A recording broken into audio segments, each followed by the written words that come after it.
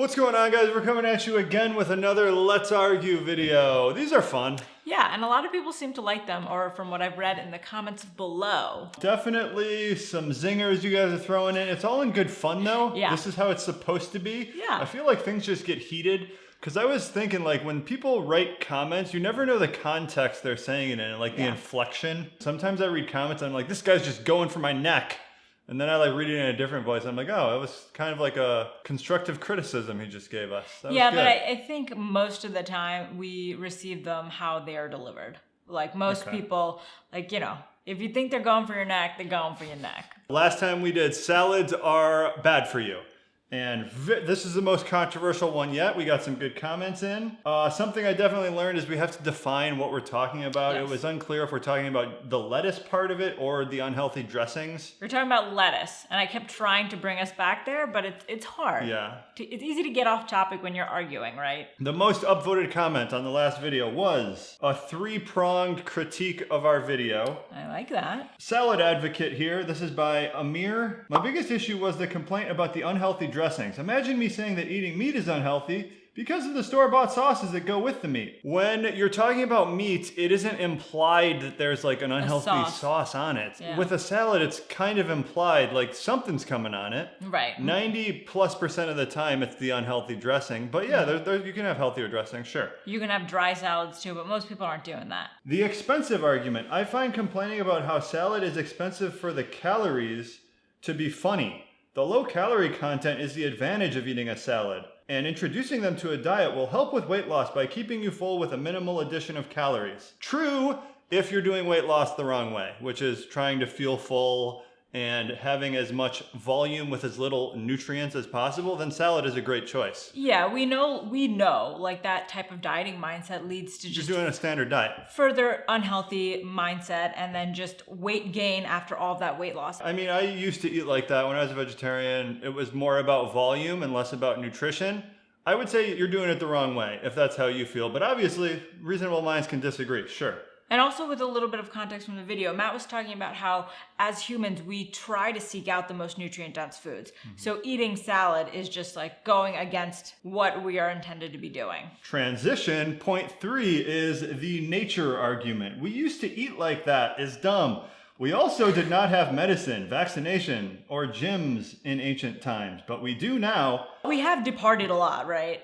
Sure. I do say that in the video. But the thing is, why do we have gyms? To simulate what we used to do. Lift things up, put things down, move around a little bit. We're sedentary most of the day, most of us. I mean, medicine is sort of like, yeah, science is great for certain things. Is it great for redesigning the food supply? Cheetos. That's my argument, is like, science is not necessary in the food supply. Yeah. Of course, there's great innovations that help you live longer. It's sort of like a false equivalency you're doing here. I don't love it, but I mean, this is a top upvoted comment, so a lot of people agree with you. Maybe you're right. That's a good response. I like that. Yeah, thank you. That was great. We love that. And then the second most upvoted response was, I'd rather eat a salad with homemade dressing than a packaged keto bar. Real food is a win. Well, I guess it depends on what's in the bar. And I guess the assumption here is that salad is real food. I mean, if we're just compared to like a processed Quest bar, I'm gonna say a salad is real. It's more food. real. Yeah. But I mean, salad is also a derivative of food that existed a long time ago.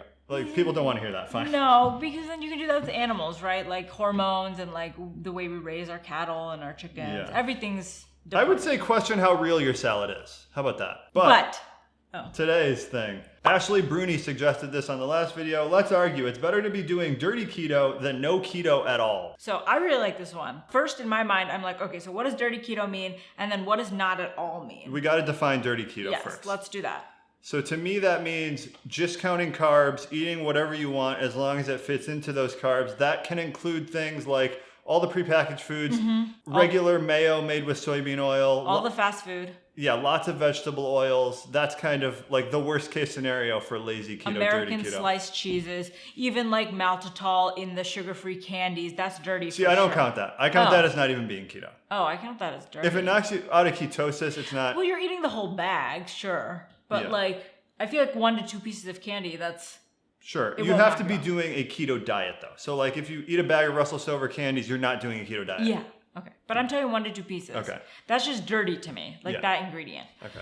And then what about not at all? So are Or- you saying like standard American, like I'm eating Twinkies and Cheetos, or like paleo, or a healthier version, like more balanced, you know? So we should Yeah. probably define that too, right? It's very open-ended. So what I would say is the most important thing, there's mainly like two things you want to consider. The first thing, the thing everyone obsesses about, is what your diet does for just like your weight, right?